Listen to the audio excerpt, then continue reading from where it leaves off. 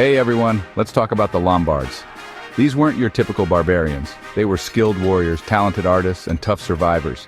Their story is amazing. Imagine Scandinavia, their original home. Super cold, harsh, and unforgiving. Then for some reason they started moving south.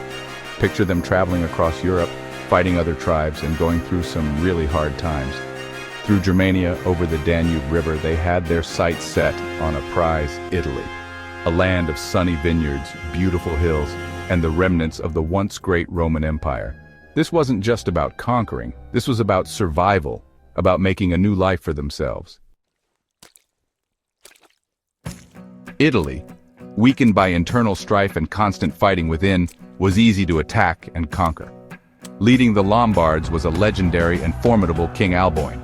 A fierce warrior, very ambitious and really tough, Alboin was known for his strategic brilliance. In 568 AD, they crossed the Julian Alps, a super brave and impressive military move that showcased their determination.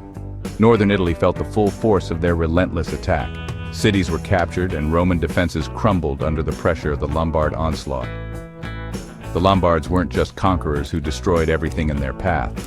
They settled down, created duchies, their own special way of organizing power. Their rule wasn't easy, but it was effective. The Byzantines, what was left of the Roman Empire, fought back fiercely.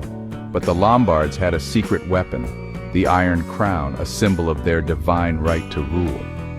Legend says it was made from the nails of Jesus' cross, giving it immense spiritual significance.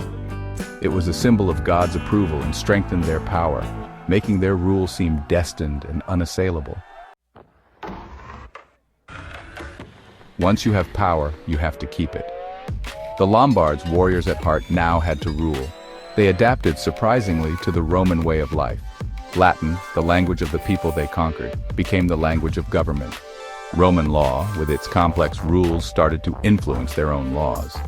This wasn't just copying, this was practical. In their great halls, the Lombards still held on to their traditions. They hadn't forgotten their gods or their customs, but a blending was happening, a mix of cultures, two worlds coming together. This wasn't always smooth. There were revolts and power struggles. But through it all, they survived, changing from rough warriors into clever and sometimes harsh kings. What do we remember about the Lombards? More than just conquering, they were a people of great influence. They left a lasting impact on Italy's culture. Their art was beautiful and intricate, reflecting their sophisticated taste. Think of the tessellated style, a hallmark of their artistic expression, detailed patterns decorating their jewelry, weapons, and even everyday things, showcasing their craftsmanship. Their legal code, the Edict of Rothari, was a huge accomplishment. Written in Latin, it was a monumental step.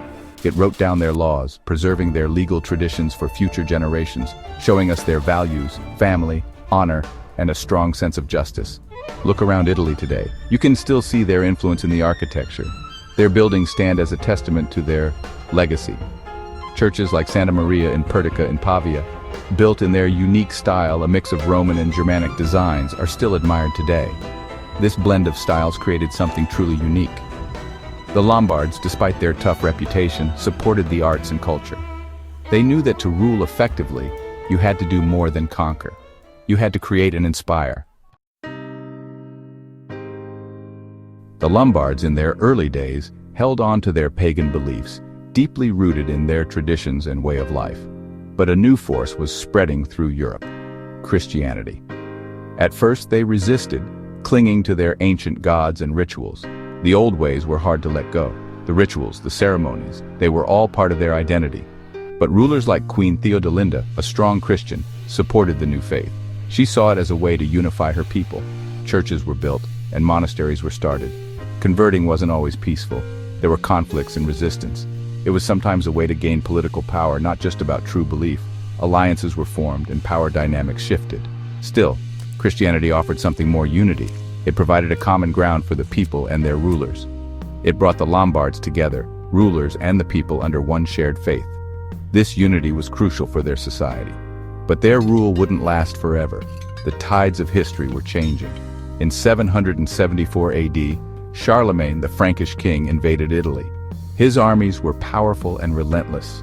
The last Lombard king, Desiderius, was defeated. The Lombard kingdom fell. The Iron Crown changed hands, symbolizing the end of an era. The Lombard kingdom was gone. But their legacy? It lived on, woven into the fabric of Italian culture. In Italian society, their laws, their art, even in the names of places, the Lombards left an indelible mark.